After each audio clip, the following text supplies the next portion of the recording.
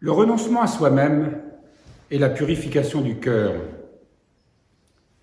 Désarmé, faible et impuissant, vous entreprenez la plus difficile des tâches, vaincre vos propres désirs égoïstes.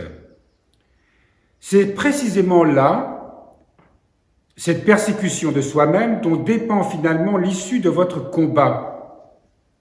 Car aussi longtemps que votre volonté égoïste dominera, vous ne pourrez dire au Seigneur avec un cœur pur que ta volonté soit faite. Si vous ne pouvez vous débarrasser de la haute idée que vous avez de vous-même, vous ne pourrez pas vous ouvrir à la véritable grandeur. Si vous vous cramponnez à votre propre liberté, vous ne pourrez avoir part à la vraie liberté qui est le règne d'une unique volonté, c'est-à-dire celle de Dieu en nous. Le plus profond secret des saints est celui-ci. Ne cherchez pas la liberté et la liberté vous sera donnée.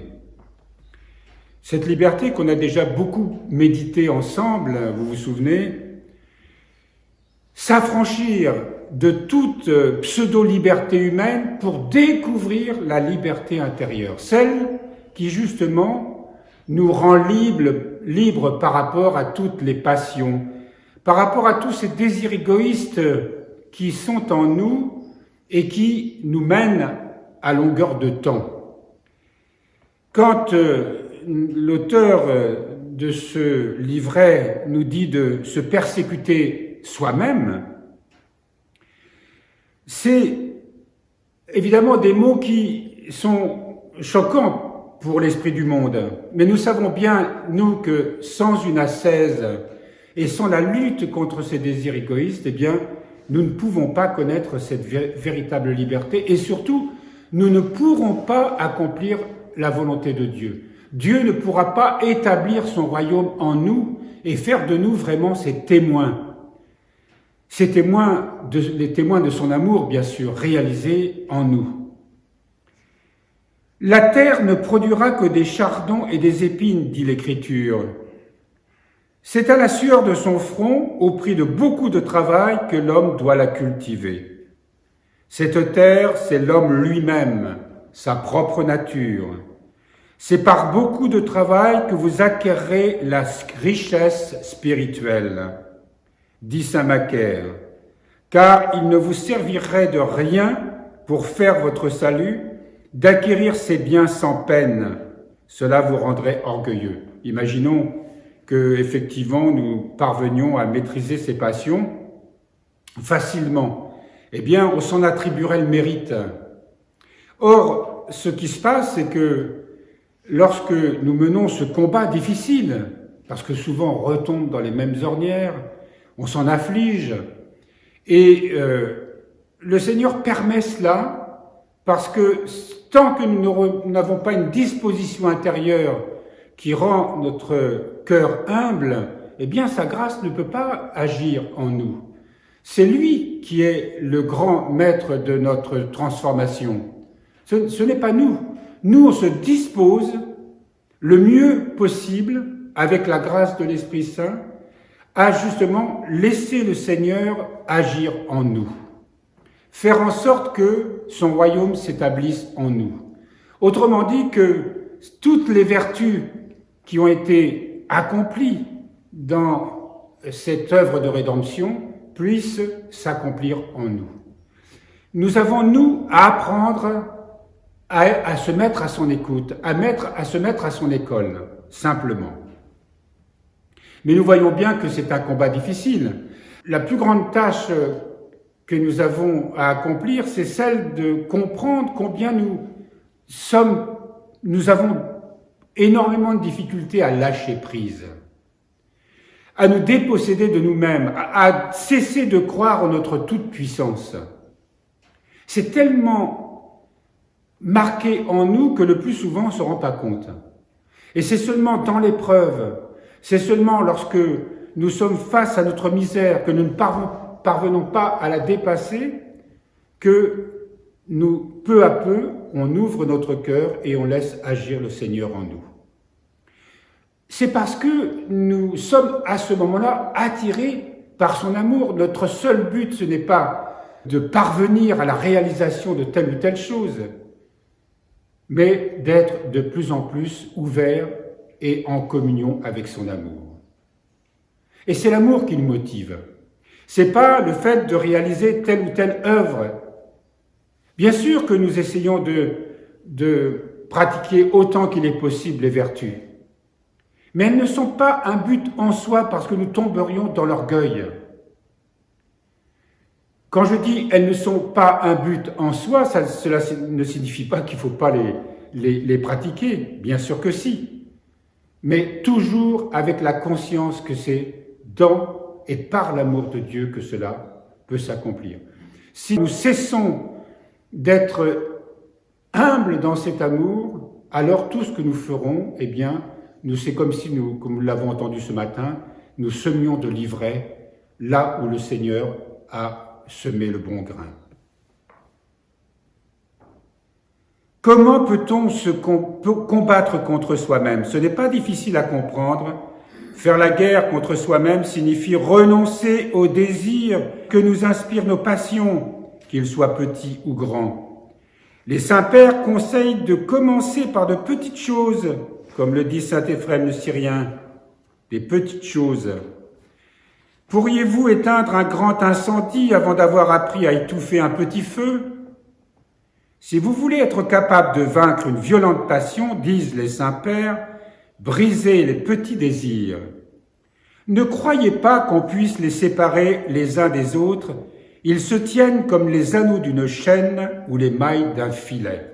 C'est intéressant de s'arrêter sur cela, que tous nos petits désirs, nos petites habitudes, les petites choses auxquelles on ne prête pas tellement attention d'ailleurs, sont autant de petits désirs qu'on satisfait à longueur de journée. Et pourtant, tous ces petits désirs appartiennent à notre nature, à notre orgueil, à notre volonté propre. Et comme il est dit ici, on ne vaincra pas les grandes passions en nous si nous ne commençons pas ce petit travail. C'est ce que nous faisons et ce que nous vivons en communauté. Lorsque nous sommes confrontés les uns aux autres, qu'apparaissent très vite les défauts des autres, et les siens surtout. Mais les défauts des autres, puisqu'ils nous affligent, nous permettent de voir à quel point nous ne savons pas aimer, nous ne savons pas accepter les autres, et surtout, nous nous révélons à nous-mêmes. Et à travers toutes ces petites facettes de notre humanité, de découvrir combien nous sommes attachés à 1001 désirs, petits désirs. Et souvent, nous sommes tellement aveugles sur nous-mêmes que nous continuons de marcher dans la vie en aveugle, sourd, inconscient. Alors, on a des grands objectifs, auxquels on ne parviendra jamais d'ailleurs, mais il faut commencer par ce travail de désherbage, pour reprendre l'expression de l'auteur, et c'est un désherbage qui concerne notre vie de tous les jours. Si nous étions vigilants, si nous maintenions notre esprit dans le silence, autant que possible, eh bien, il nous serait donné de voir à quel point nous sommes dérangés par tous ces petits désirs, qui vont se manifester très rapidement, chacun a les siens. Je crois qu'un peu plus loin, il parle de comment réprimer sa curiosité, de résister à l'envie de boire un deuxième café alors qu'on a déjà bu. Ce petit travail, d'ailleurs, quand on entend ça, le chemin des ascètes, en général, les gens n'aiment pas du tout le lire. Ça leur paraît trop difficile. Tout ce qu'il dit, ça paraît exagéré. Oh, c'est pour les moines et les moniales. Que pensent la plupart des gens? Non. C'est pour tout le monde. Alors, il ne s'agit pas de tomber dans une espèce de raideur intérieure. Nous devons apprendre, lorsque nous menons ce combat, de le faire d'une manière à être guidé spirituellement. Pour ne pas tomber dans l'illusion, pour ne pas tomber dans, comme je viens de vous le dire, dans la raideur et dans l'orgueil. Mais qu'il y ait peu à peu cette souplesse dans l'Esprit Saint, qui nous permettra, de ne pas nous décourager, parce que si on veut accomplir cette œuvre avec ses propres forces, on va vite se décourager et ce sera l'échec. Mais de peu à peu, être patient avec soi-même. Patient avec tous ces petits travers qui vont nous affliger pendant longtemps. Mais peu à peu, le Seigneur nous donnera la grâce par l'humilité, par la foi, par la patience, par ce combat où on se tourne paisiblement, mais sans cesse vers le Seigneur pour recevoir les grâces dont nous avons besoin. Peu à peu, nous apprenons à vivre avec lui. Parce que ça ne nous est pas donné tout de suite. Notre orgueil s'y oppose trop. Et les petits défauts, justement, les petits désirs qu'on n'arrive pas à extirper parce qu'on essaye de faire, mais on n'y arrive pas, c'est ce que, je ne sais pas si l'auteur s'attarde vraiment à ça, mais dans le livre du Père Jacques Philippe, c'est bien détaillé ça. Cette patience avec soi-même, qui nous aide d'ailleurs à être patient avec les autres, et à prier pour eux. Et la grâce de Dieu, peu à peu, établit sa demeure en nous, nous donne la vraie connaissance de ce que peut être un vrai combat spirituel. Et peu à peu, nous découvrons que c'est beaucoup plus facile qu'on ne le pense quand on s'ouvre au Seigneur, qu'on se désarme, qu'on se renonce paisiblement, je dis bien paisiblement, et que la joie, qui est la joie de Dieu, la paix, qui est la paix de Dieu, fait peu à peu sa demeure en nous. Et cette paix et cette joie, c'est ce que nous voulons préserver à tout prix lorsqu'on commence à la connaître. Et tout le reste, tous ces efforts, tous ces combats que nous menons, ne sont que en vue de préserver et de faire grandir cette paix en nous. Parce que cette paix, cette joie, nous donne le désir d'aimer, nous donne le désir d'être dans la charité et surtout nous fait découvrir de ce qu'est le vrai bonheur spirituel.